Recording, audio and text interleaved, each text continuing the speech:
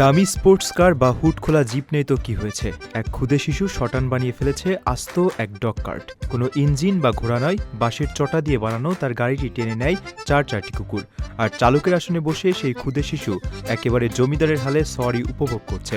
সম্প্রতি সামাজিক যোগাযোগ মাধ্যমে মজাদার সেই দৃশ্যের একটি ভিডিও রীতিমতো ঝড় তুলেছে।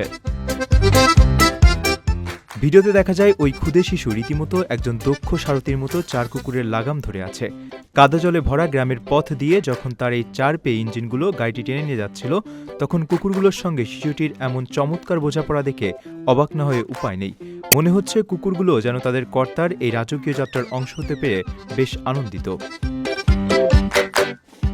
দামি খেলনা বা আধুনিক সব গ্যাজেটের যুগে গ্রামীণ শিশুর এমন নিখাত বিনোদন যেন শৈশবের আসল আনন্দকেই মনে করিয়ে দেয়।